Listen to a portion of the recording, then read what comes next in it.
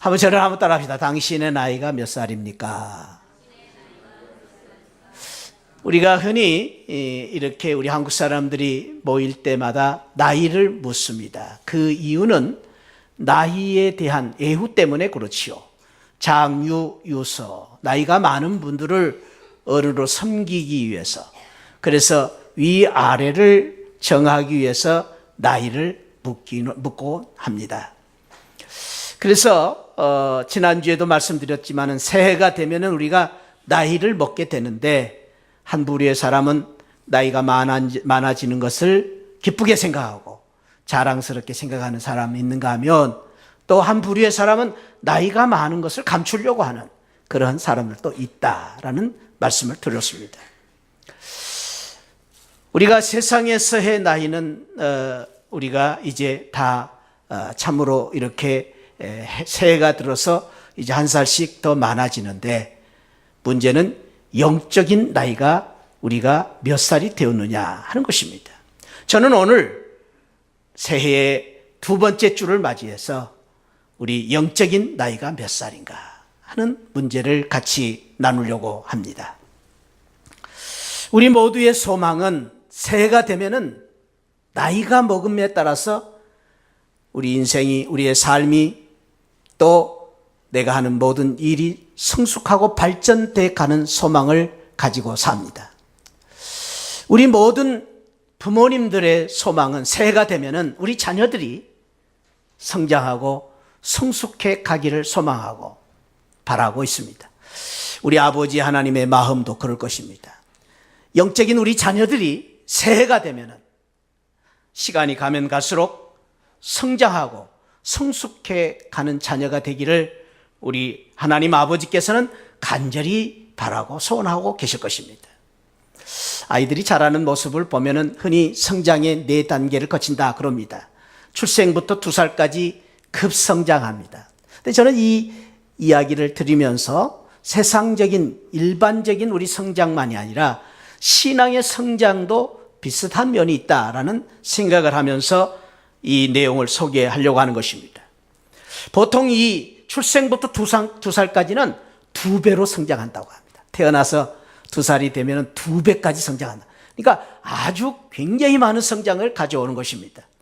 그런데 문제는 이제 2살부터 중학교 2학년 때까지는 성장이 완만하게 이루어지는 것입니다. 그러다가 다시 이제 고등학교 때까지, 중학교 3학년 또 고등학교 때까지 급성장기가 한 번 더 오는데, 심지어는 이때에 많이 자란 아이들은 15cm가 자란다고 합니다. 키가. 우리 교회에서도 우리 성준이, 또 우리 이전우 사님 아들 문원이, 이런 아이들 보면은 키가 얼마나 자랐는지 모릅니다. 금세 그렇게 키가 자라는 모습을 볼 수가 있습니다. 그러다가 또 다시 이제 고등학교 3학년 때부터 28살까지, 남자는 28살까지, 여자는 24살까지 성장한다고 합니다. 원만하게 성장해 간다. 이런 성장기를 보면은 어떤 면에서 신앙의 이런 또 주기가 아닌가. 교회 와가지고 처음에는 아주 믿음이 급성장합니다. 그때 우리는 흔히 첫사랑을 우리가 이제 참 받습니다. 예수 그리스도에 대한 첫사랑. 근데 그 첫사랑이 식어져 가지고 이제 서서히 성장하다가 또 이제 성장이 멈추어지는 이런 과정이 있는 것 아닌가 하는 생각을 해봤습니다. 흔히 우리가 성장을 이야기할 때에 여러 가지 측면에서 성장을 이야기할 수 있는데, 성숙의 정도에 대해서 이야기할 때에 우리가 지적인 성숙을 먼저 이야기합니다. 지적인 성숙이라는 말은 내 자신의 의견을 정립하는 능력을 가지고 있으면서 동시에 다른 사람의 생각, 다른 사람의 의견을 존중할 수 있는 능력이 얼마냐, 그것이 지적인 수준입니다. 얼마나 많이 아느냐, 그것도 중요하지만은 그 아는 것을 통해서 내가 얼마만큼 내 자신과 다른 사람의 생각을 존중할 줄 알고 또 그 생각을 받아줄 줄 아는 그러한 능력이 지적인 능력이다, 그렇게 말하기도 합니다. 두 번째로는 정서적인 능력이 있습니다. 정서적인 성숙이 있습니다. 이 정서적인 성숙을 가진 사람은 사람들과의 갈등 관계가 적습니다. 사람들과의 관계가 쉽습니다. 그런데 아직도 정서적으로 수준이 낮은 사람은 이 관계가 늘 어렵다라는 것입니다. 또한 사회적인 성숙의 도가 있습니다. 사회적인 성숙이라는 것은 공동체 생활 속에서 얼마만큼 그 공동체의 생활에 잘 적응해 나가느냐, 공동체의 그 목표를 따라 잘 내가 순종하고 따라가느냐가 바로 성숙의 도다라는 것입니다. 그런가 하면은 도덕적인 성숙이 있습니다. 도덕적인 성숙은 얼마나 내가 이기적이고 내 중심적인가, 또 내 감정대로 사는가, 아니면은 내가 다른 사람들을 이해하고 용서하고 사랑할 수 있는 마음을 가지고 다른 사람을 위하여 배려하고 기다리며 용서하는 마음을 가지고 있느냐, 이것이 나의 도덕적인 성숙의 이제 도다라는 것입니다. 저는 이 말씀을 생각하면서 우리 믿음의 그 성숙의 과정도 바로 이런 것이 아닌가, 그런 생각을 해봤습니다. 그러면서 UCLA, 미국 LA에 있는 그 UCLA 대학의 로저 고울드라는 교수님은 이 성숙에 대한 이야기를 하면서 특별히 청년기부터 장년기까지의 성숙이 매우 중요한데, 그 성숙에 따라서 원숙한 사람이 되느냐, 또 이 사회에서 뒤떨어진 사람이 되느냐로 결정된다. 그런데 그 과정에 흔히 7가지의 단계를 거친다. 사람들이 그 과정을 겪으면서 첫 번째는 도망의 시기를 거친다. 그래서 자꾸 통제로부터 벗어나가지고 어디로 도망가고 싶은 마음을 가지고 산다. 탐색의 시기를 거친다. 그래서 과연 이것이 내가 따라가야 될지 말아야 될지, 그리고 이제 투쟁의 시기를 거친다. 싸운다는 거죠. 갈등이 있고, 그리고 나서 회의를 하기 시작하고, 그리고 나서 이제 불안한 마음을 갖게 되고, 불안한 마음을 가진 다음에 다시 자신을 돌아보고 회고하는 시기를 거친 다음에 50대가 되면은 성숙한 시기, 원숙한 나이가 이르게 된다. 근데 이런 과정을 겪어서 사람들이 원숙해 간다, 그런 이야기를 했습니다. 그런데 저는 이 로저 고울드 이 교수님의 이야기를 들으면서 어쩌면 이것이 우리의 신앙의 과정이 아닌가. 교회 와가지고 처음에 도망가는 분들이 많습니다. 새신자들은 그렇죠. 예배를 드리자마자 도망가는 분들이 많습니다. 그 다음에 이제 교회 와가지고 탐색을 합니다. 이 교회가 내가 신앙생활 할까 안 할까 탐색합니다. 투쟁하는 교회 와서 이제 갈등이 있습니다. 회의가 있습니다. 불안하고 회개하고, 그리고 성숙하고 안정돼가는 그런 과정을 겪는 것이 또 우리의 신앙의 과정이 아닌가, 그런 생각을 해봤습니다. 여러분은 어떻습니까? 지금 이 과정 속에서 여러분들이 지금 어떤 과정에 있다고 생각하십니까? 우리 인생의 과정은 나는 지금 어디에 있으며 내 신앙 과정은 지금 어디에 있는가? 아직도 나는 지금 탐색하고 있는가? 회의 중에 있는가? 불안한 마음 가지고 우리가 교회 생활을 하고 있는가? 아니면 나는 지금도 안정된 신앙생활을 하고 있는가? 여러분들이 지금 어느 단계에 있다고 생각을 하십니까? 오늘 우리가 읽은 성경에 보니까 이 세상에 신앙의 사람들 가운데 미성숙된 상태에 머무르고 있는 성도들이 있다라는 말씀을 하고 있습니다. 오늘 5장 12절부터 13절에 보면은 때가 오래되었으므로 너희가 마땅히 선생이 되어야 할 사람들인데, 아직도 말씀의 초보에 머물러 있으면서 젖이나 먹는 어린아이로 머물러 있는 성도들이 있다, 그렇게 말하고 있습니다. 여기 때가 오래되었으므로라는 말은 세상적으로는 나이가 되었다라는 말이지만은, 이 말의 영적 의미는 신앙생활을 오래 했는데, 교회에 나온 지 오래 되었는데, 신앙의 경륜은 많은데, 직분은 가졌는데, 아직도 마땅히 선생이 되어야 할 사람들인데 아직도 어린아이로 머무르고 있는 사람들이 있다라는 것입니다. 제가 파노라마 할 때 보여드렸던 그림입니다. 여러분, 이 그림을 어떻게 생각하십니까? 이 사람 보면서 이 사람이 누구라고 생각하십니까? 정봉채 목사 닮았지요? 배가 좀 나왔어요. 아니, 사실은 제가 이 말씀을 준비하면서 또 이 말씀을 늘 묵상할 때마다 이 그림을 보면서 저는 이 사람이 누군가 정봉채 목사라는 생각을 합니다. 혹시 여러분 가운데 오늘 이 설교를 들으면서 이 설교는 나를 위한 설교다, 그러면 그 말씀은 하나님의 말씀으로 들으시면 됩니다. 그런데 이 그림을 보면서 내 자신의 자화상을 보는 것 같은, 아직도 내가 어린아이처럼 젖병이나 들고 어린아이와 같이 브라보를 외치고 있는 내 모습은 아닌가. 근데 사실은요, 저와 여러분만이 아니고 믿음의 거목이었던, 신앙의 거정이었던 사도 바울도 그런 신앙을 고백하고 있습니다. 늘 그런 마음을 가지고 살았습니다. 고린도 교인들에게 보낸 편지 가운데 13장 11절에 그런 말을 합니다. 내가 어렸을 때는 말하는 것이 어린아이와 같고, 깨닫는 것이 어린아이와 같고, 생각하는 것이 어린아이와 같다가 장성한 사람이 되어서는 어린아이의 일을 버렸노라. 여기 사도 바울이 어린아이였다는 말은 나이를 말하는 게 아니죠. 자기 어렸을 때 이야기를 하는 게 아니죠. 영적으로 어렸을 때. 근데 그 사도 바울이 영적으로 어렸을 때가 언제입니까? 10년 전이었습니까? 20년 전이었습니까? 아니, 지금 이 순간. 나는 매 순간순간 영적인 어린아이와 같은 그런 마음을 가지고 늘 사도 바울은 그렇게 살았던 것이죠.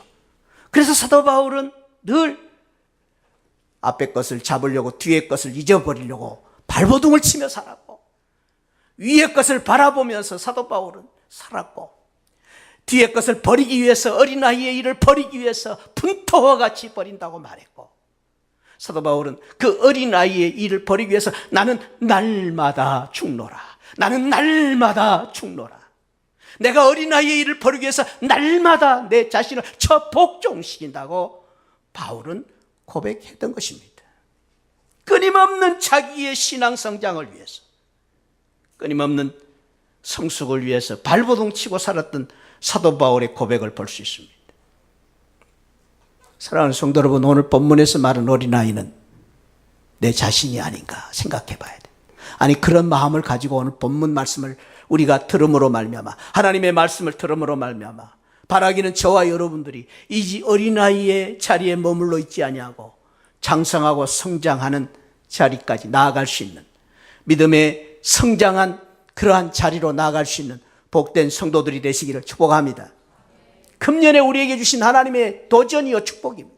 그래서 우리가 끊임없이 금년에는 진보하기 위하여, 성숙하기 위해, 성장하기 위해서 우리가 참으로 주님 말씀을 붙잡고 나아가야 할 텐데, 오늘 저는 본문 말씀에 주시는 이 말씀을 통해서 어떻게 해야 될 것인가, 그 교훈 몇 가지를 나누려고 합니다.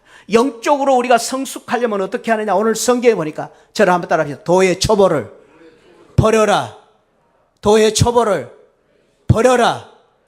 왜 안 따라하신 분들은 왜 안 따라하는 거예요? 오늘 성경 본문 말씀에 보니까 6장 1절 2절에서 그런 말씀을 합니다. 그러므로 우리가 그리스도의 도의 초보를 버리고 죽은 행실을 회개함과 하나님께 대한 신앙과 세례들과 안수와 죽은 자의 부활과 영원한 심판에 관한 교훈의 털을 다시 닦지 말고 완전한 대로 나아가라. 완전한 대로 나아가라. 이 성경을 NIV 영어 성경에 보니까 이 그리스도의 도의 초보다 이 말을 The Elementary of God's Word라 그랬어요. Elementary라는 말은 초등학교를 말합니다. 이 초등학교 수준에 머물러 있다. 하나님의 말씀의 수준이 초등학교 수준에 머물러 있다. 그 초등학교 수준에 머물러 있는 그 수준은 무엇이냐? 우리가 죽은 행실을 회개하고 예수 믿고 하나님께 대한 신앙, 세례받고 안수받고 죽은 자의 부활, 영원한 심판에 관한 이런 것들에 아직도 그대로 머물러 있다라는 것입니다. 이거는 매우 중요한 우리 신앙의 기본이요 기초입니다. 우리가 예수 그리스도를 믿고 구원받았다는 것은, 이것은 너무나 중요한 일입니다. 그런데 아직도 그 자리에, 그 기본적인 자리에 머물러 있다는 말은 계속해서 우리가 믿는 예수 그리스도, 내가 구원받은 것에 대한 그 귀한 믿음을, 확고한 믿음을 가지고 살지 않고 회의를 가지고 돌아서고 또 다시 그 자리에 머물러 있는 것입니다. 여기 터를 닦지 말고 교훈의 터라는 말은 집을 질 때의 기초 작업을 말합니다. 여러분, 집을 짓는 사람이 기초를 잘 닦아야 되겠죠. 기초가 중요하죠. 그러나 어떤 사람이 집을 지을 때 기초가 중요하지만 기초를 계속 또 쌓고 또 쌓고 기초를 어루만지고 있는 사람이 어디 있습니까? 겨울은 오는데 차가운 추운 날씨가 되는데 집을 빨리 지어야 되지 않겠습니까?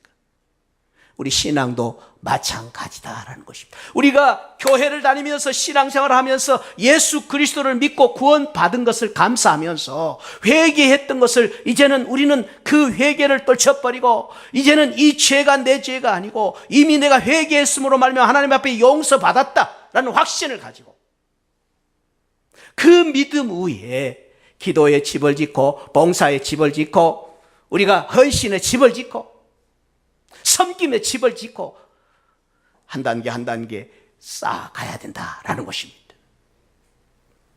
여러분에게 묻겠습니다. 사랑하는 시안을 성도 여러분, 여러분들은 예수 그리스도를 나의 구주로 믿습니까? 아멘. 여러분들은 예수 그리스도를 믿었기 때문에 오늘 죽어도 천국 갈 수 있습니까? 아멘. 아멘. 그러면 된 거 아니에요. 이제는 우리가 예수 그리스도를 믿고 내가 천국 가는 겁니다. 죽어도 사는 것입니다. 근데 아직도 죽을지 모르겠다 불안감에 살고 있는 분 없습니까? 죽을지 살지 내가 죽으면 어떻게 할까? 그러지 마십시오. 이제는 내가 예수 그리스도를 내 구주로 믿었기 때문에 죽어도 삽니다. 할렐루야. 죽으면 내 것 아닙니다. 그러면 우리가 그 이상으로 나가야 됩니다. 도해 초보를 버리고 나아가라라는 것입니다. 우리가 하나님의 자녀가 되었으면 자녀답게 살아야 됩니다. 그런데 아직도 내가 하나님의 자녀인지 아닌지 혹시 여러분 가운데 늘 교회에 오면서 이런 마음을 가지고 오신 분 없습니까? 나는 다리 밑에서 주워온 자식이다. 옛날에 그랬거든요. 내가 조금 우리 집에서 천대받으면 난 다리 밑에서 주워온 자식인가? 아니요. 여러분 가운데 한 사람 다리 밑에서 주워온 자식 없습니다. 여러분 모두가 하나님의 자녀입니다. 믿으시기 바랍니다. 우리는 하나님의 자녀예요. 누가 뭐라 해도 세상이 반쪽 나고 지구가 멸망을 해도 우리는 하나님의 자녀예요. 구원받은 하나님의 백성들입니다. 할렐루야. 그 믿음을 우리가 가졌다면 이제는 그 믿음에서 뛰어넘어가야 됩니다. 어떻게 살아야 됩니까? 자녀답게 사는 것입니다. 자녀답게 산다는 말이 무슨 말입니까? 그것이 바로 성화돼 가는 것입니다. 내 자신이 점점점 예수 그리스도를 닮아가고 하나님이 기뻐하시는 성품을 닮아가는 것입니다. 그것이 성화의 과정입니다. 사랑하는 시안을 성도 여러분 축복합니다. 도해 초보에 머무르지 마시고 이제는 우리는 그것을 뛰어넘는 이미 우리는 구원받았습니다. 용서받았습니다. 우리는 이미 하나님의 자녀가 되었습니다. 그렇기 때문에 이제는 자녀답게 사는 것입니다. 하나님을 기쁘시게 하는 자녀 성숙한 믿음을 가진 성도들이 되시기를 축복합니다. 두 번째로 오늘 성경에 보니까 어떻게 해야 되겠느냐? 영적으로 성숙하려면 단단한 음식을 먹어라 그랬습니다. 여기 단단한 음식을 먹으라. 오늘 15장 12절에서 그렇게 가르쳐주고 있습니다. 너희가 이제 선생이 되어야 될 텐데 어린아이로 머물러 있는 것은 단단한 음식을 먹지 못하기 때문이다. 그렇게 말하고 있습니다. 성장하지 못한 이유는 단단한 음식을 먹지 않기 때문이다. 14절에서는 그 단단한 음식은 장성한 자의 것이다. 장성한 자의 것이다. 그래서 그 장성한 자들이 단단한 음식을 먹는다. 그렇죠. 어린아이와 어른의 차이는 음식의 차이입니다. 음식의 차이인데 어린아이는 어쩔 수 없이 이렇게 참 죽이나 이렇게 연한 그런 음식을 먹여야 되죠. 그러나 어른은 그렇지 않습니다. 어른들이 아직도 죽 먹고 있다. 그거는 참 아픈 사람만 그러죠. 아픈 사람. 건강한 사람은 죽 먹지 않습니다. 밥을 먹죠. 현미밥도 먹죠. 잡곡밥도 먹습니다. 고기를 씹으면 씹을수록 맛있습니다. 그런 우리가 참 이제 신앙생활을 해야 되는 것입니다. 그런데 오늘 여기서 이 히브리서 기자는 단단한 음식을 먹으라 하면서 매우 의미 있는 이야기를 합니다. 그 이야기를 하면서 긴 설명을 하는데 5장, 6장, 7장까지 거쳐서 3장에 걸쳐서 등장하는 사람이 멜기세덱입니다. 멜기세덱. 여러분 멜기세덱 아세요? 멜기세덱. 멜기세덱은 창세기 14장에서 제일 처음에 언급된 사람인데, 이 멜기세덱은 살레망이라 그랬는데, 아브라함 시대 때 아브라함이 창세기 12장에 소명받고 갈대아우로 떠나지 않습니까? 아브라함이 이제 그 롯과 재산 문제로 나눠져 가지고 소돔 땅에 롯이 살게 됐는데, 그 소돔 근처가 살렘입니다. 근데 이 소돔 땅에 살고 있던 롯이, 조카 롯이 그 주변에 있는 나라의 공격을 받아가지고 포로로 잡혀갔다는 소문을 듣습니다. 그래서 아브라함이 이제 그 포로로 잡혀간 롯을 구하기 위해서 전쟁을 일으킵니다. 전쟁에 일으켜서 승리를 거두고 돌아오는 길에 만난 사람이 멜기세덱입니다. 멜기세덱이라는 이 왕이 나타나가지고 이제 이 예루살렘 아브라함에게 포도주를 가지고 나와서, 떡과 포도주를 나와서 전쟁을 하고 온 지치고 피곤한 예루살렘을 격려합니다. 그리고 그 지극히 높으신 하나님의 제사장으로서 이 아브라함을 축복합니다. 그때 아브라함이 하나님 앞에 처음으로 11조를 드리고, 그리고 하나님께서 제사장의 축복을 받습니다. 그것이 바로 이 멜기세덱의 축복입니다. 그런데 여기서 이제 아주 의미 있는 표현을 씁니다. 살렘 왕, 살렘은 평화, 에루살렘의 준말입니다. 에루살렘의 왕으로 오셨다. 떡과 포도주를 가지고 나왔다. 예수 그리스도께서 떡이요 포도주가 되셔서 오셨다. 그리고 지극히 높으신 하나님의 제사장으로 오셨다. 그래서 이 멜기세덱은 예수님을 예표하는, 출애굽기 창세기 14장에서 예수님을 예표하는 인물로 이렇게 해석을 합니다. 그것을 이제 히브리서 기자가 그대로 봤습니다. 그래가지고 오늘 멜기세덱의 반차를 따른 예수 그리스도에 대한 설명을 합니다. 근데 여기서 그러니까 멜기세덱의 그 뒤 전통을 이어서 예수님이 대제사장이 되었다, 그거를 이제 주장을 해요. 그것에 대해서는 설명하기가 조금 복잡하니까 나중에 이제 또 드릴 기회가 있겠습니다. 근데 여기서 이제 제가 뭘 말씀드리려고 하냐면은, 그 멜기세덱의 반차를 따른 제사장 예수 그리스도께서 어떻게 사셨느냐, 8절 말씀입니다. 8절 한번 읽어봅시다. 시작. 그가 아들이면서도 받으신 고난으로 순종함을 배웠다. 이 말씀이 아주 중요합니다. 저를 한번 따라합시다. 고난으로 순종을 배웠다. 그것입니다. 그러니까 단단한 음식이 무엇이냐? 고난을 통하여 배운 순종이 단단한 음식이다라는 것을 설명하기 위해서 지금 길게 설명을 하고 있는 것입니다.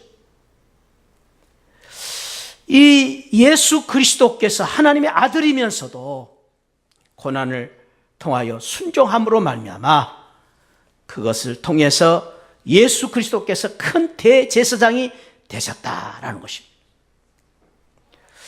순종을 하기 위해서는 고난을 감수해야 됩니다. 그 고난을 감수할 때 순종의 놀라운 신앙을 우리가 배우게 되고, 그 순종의 놀라운 신앙을 가질 때 우리가 성숙할 수 있다. 성숙은 무엇을 통해서? 순종을 통해서 이루어지고, 성숙은 무엇을 통해서? 고난의 순종을 배움으로 이루어질 수 있다. 그것이 단단한 음식입니다. 그리고 오늘날 우리가 신앙의 진일보해서 신앙이 성숙하고 성장해 나가야 되는데, 그 성장 단계에서 머무르는 가장 큰 이유는 고난의 순종을 배우지 않기 때문입니다. 많은 성도님들이 고난을 싫어합니다. 고난을 싫어한다는 말은 순종을 피한다는 말입니다.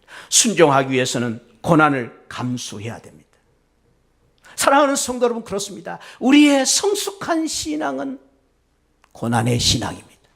우리의 성숙한 신앙은 순종의 신앙입니다. 순종과 고난과 성숙은 밀접한 관계가 있는 것입니다. 여러분, 우리 인생살이도 그렇지 않습니까? 어린아이가 자라기 위해서는 아픔이 있어야 됩니다. 그런 것처럼 우리 인생의 쓰라린 실패와 또 많은 고난을 겪으면서 성공에 이르는 것이고, 우리의 신앙도 마찬가지입니다.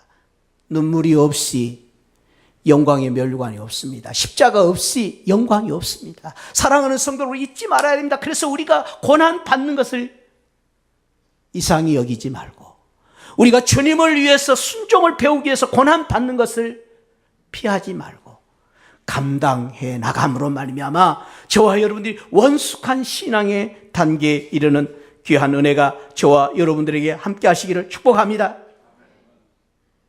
신앙은 눈물입니다. 울어야 됩니다. 내가 우는 것이 없이 신앙생활 하려고 하니까 지금 안 되는 것입니다. 눈물이 없이 신앙생활 하려고 하니까 성장이 안 되는 것입니다. 편하려고 쉽게 하려고 하니까 신앙의 성장이 안 되는 것입니다. 축복합니다. 금년 한 해 동안에 우리 시안을 모든 성도님들이 십자가를 지고 고난을 달게 지고 눈물을 머금고 고난을 통해서 순종함으로 말미암아 진보가 나타나는 성숙해가는 우리 믿음의 성도들이 되시기를 축복합니다. 고난이 있는 것을 감사하시기 바랍니다. 아픔이 있는 것을, 눈물을 흘릴 수 있다는 감사하시기 바랍니다. 그리고 그것을 이겨내시기 바랍니다. 단단한 음식을 먹어야 됩니다. 세 번째로 오늘 성경에 보니까 영적으로 성숙하고 성장하려면 어떻게 해야 되느냐? 말씀을 경험하라고 했습니다. 13절에서 그렇게 말씀하십니다. 한번 13절 말씀 다시 읽겠습니다. 시작. 이는 젖을 먹는 자마다 어린아이니 의의 말씀을 경험하지 못했기 때문에 어린아이다. 여기 경험하지 못한 것에 대해서 두 가지를 이야기합니다. 첫째는 말씀을 들음이 없기 때문이다. 그렇게 말합니다. 부지런히 들어야 되는데 5장 11절에서 듣는 것이 둔하기 때문에, 듣는 것이 둔하다, 이 말은 게으르다 그 말이에요. 말씀 듣는 것을 자꾸 게으르게 하는 것입니다. 사랑하는 성도 여러분, 금년 한 해 동안에 저와 여러분 믿음이 성장하기 위해서, 우리가 진보를 드러내기 위해서 말씀을 열심히 배우시기 바랍니다. 지난주에도 말씀드렸습니다. 열심히 그래서요, 우리 교회에서 성경 공부 있으면요 무조건 참여하세요. 몇 단계가 됐든 참석하세요. 저는 우리 교회에 이렇게 좋은 성경 공부가 있는데 성도님들이 관심이 없는 것에 대해서 안타까운 마음이 있습니다. 참여하세요. 열심히 배우세요. 그래야 우리 믿음이 자랄 수 있기 때문입니다. 공부하는 학생 중에서 성장하는 과정 가운데 가장 무서운 병 중에 하나가 고혼장애라고 말합니다. 심리학자들이 그렇게 말합니다. 학습 심리학자들이 고혼장애, 고혼장애는 배울 의욕을 잃어버리는 학생입니다. 배우려고 하지 않는 것입니다. 그 학생은 반드시 공부 못합니다. 신앙생활도 마찬가지입니다. 말씀을 들으려고 하지 않는 성도는 잘하지 않습니다. 배우려고 하지 않는 성도는 잘하지 않습니다.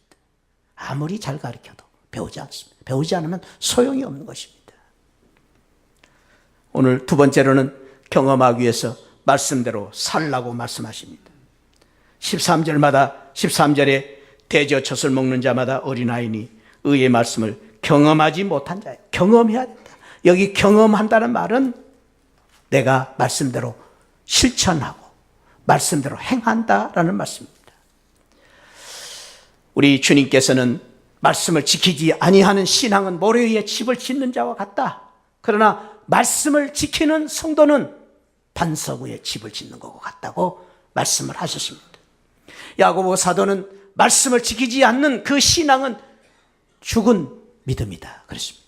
죽은 믿음이다. 그렇습니다. 우리가 말씀을 실천하는 믿음, 순종하는 믿음을 가질 때에 성숙해가는 믿음을 가진 것입니다. 신앙생활을 한마디로 말하면 변화입니다. 죄인이 변해서 의인이 되는 것입니다. 어린아이가 변해서 어른이 되는 것입니다. 미성숙된 사람이 성숙해지는 것입니다. 무능한 사람이 유능해지는 것입니다. 그것이 신앙의 놀라운 변화라고 볼 수 있습니다. 그런데 그 변화는 어디서 일어납니까? 순종할 때 일어나는 것입니다. 말씀대로 순종할 때, 말씀대로 살 때 일어나는 것입니다. 그 변화에 놀라운 축복을 주신 말씀을 예를 들자면 가나의 혼인잔치입니다. 예수님이 처음 오셔서 놀라운 변화의 축복을 주시기 위해서 가나의 혼인잔치에 표적을 행하셨는데, 그 표적을 행하실 때 예수님이 어떻게 하셨습니까? 포도주가 없을 때에 하인들에게 물을 떠다 아구까지 채워라. 그리고 그 아구까지 채운 물을 갖다가 떠다 주어라. 그 말씀대로 그대로 순종할 때에 기적이 나타난 것입니다. 그것이 바로 우리 신앙의 놀라운 축복이고 은혜입니다. 우리 주님께서 주시고자 하는 놀라운 축복이 바로 그것입니다. 사랑하는 성도 여러분, 오늘도 그렇습니다. 저와 여러분들이 내 생각으로, 내 지식적으로, 내 경험적으로 이해가 안 되지만은 주님이 말씀하심에 물을 떠다 주어라 할 때에, 물을 떠다는 순종을 할 때에 물이 변하여 포도주가 는 기적이 나타나는 것입니다. 변화가 나타나는 것입니다. 역사가 나타나는 것입니다. 저와 여러분들의 삶 속에 안 되는 것이지만, 할 수 없지만은, 우리의 여건은 어렵지만, 내 지식으로, 내 생각으로, 내 감정으로 용서가 안 되지만, 그러나 주님 말씀하시니까 순종하십시오. 그러면 됩니다. 할렐루야. 물을 떠다 주면 되는 것입니다. 그러면 저와 여러분들의 삶 속에 물이 변하여 포도주가 되는 기적이 나타날 것입니다.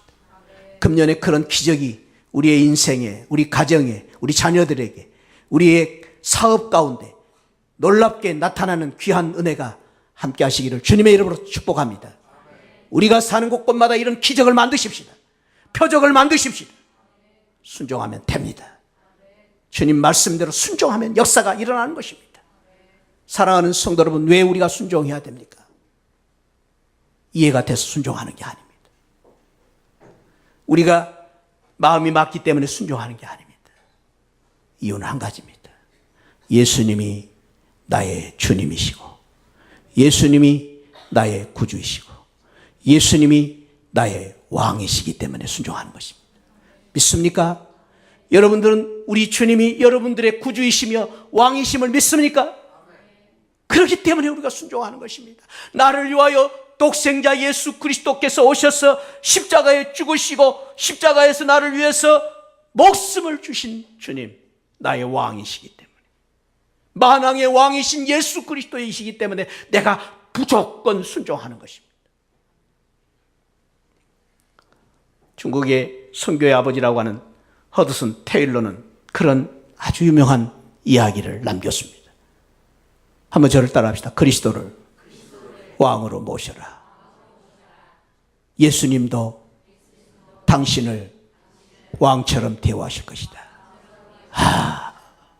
사랑하는 성도 여러분, 왜 우리의 삶이 지금 예수 그리스도를 믿는데도 이렇게 지금 비참하고 곤고하고 슬픕니까? 왕이신 예수 그리스도를 모시지 않기 때문입니다. 왕이신 예수 그리스도가 나의 주님이신데 그분 앞에 머리를 숙이면 예수님도 저와 여러분들을 왕으로 대우하실 것입니다. 저와 여러분들을 왕으로 축복하실 것입니다. 그런 귀한 은혜가 금년에 함께 하시기를 주님의 이름으로 축복합니다. 기도하겠습니다. 하나님 아버지, 감사합니다.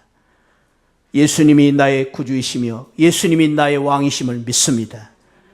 예수님이 살아계시고 예수님이 나와 함께 계시는데 내가 왜 여기에 주저앉아 울고 있는지 다시 한번 내 자신을 생각하게 하여 주시고, 내가 어린아이처럼 지금 살고 있는지 내 자신을 돌아보면서 하나님, 도해 초보를 버리고 나아가게 하여 주옵소서. 하나님, 단단한 음식 고난을 감당하고 눈물을 삼키고 고난을 감수하고 주님 앞에 나아가는 저희들 되게 하여 주옵소서.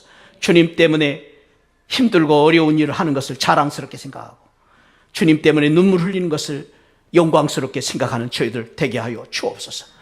하나님 아버지, 말씀을 순종하는 그 믿음으로 말미암아 예수님을 왕으로 모시고 예수님이 우리를 왕처럼 대우하는 그러한 놀라운 축복이 우리의 것이 되게 하여 주옵소서. 감사하고 예수 그리스도 이름으로 기도하옵나이다. 아멘. 지금은 날 구원해 주신 예수 그리스도의 십자가의 은혜와 우리 하나님 아버지 만극하신 사랑과 성령 하나님의 감동, 감화, 충만하신 은혜가 오늘 우리가 참으로 도해 초보를 버리고 단단한 음식을 먹으며 말씀을 경험하는 신앙을 통해서 어린아이의 신앙을 벗어나 성장한 믿음을 갖기를 소망하는 우리 모든 성도들 10년 후에 지금으로부터 영원토록 함께 계시기를 축원하옵나이다. 아멘. 아멘.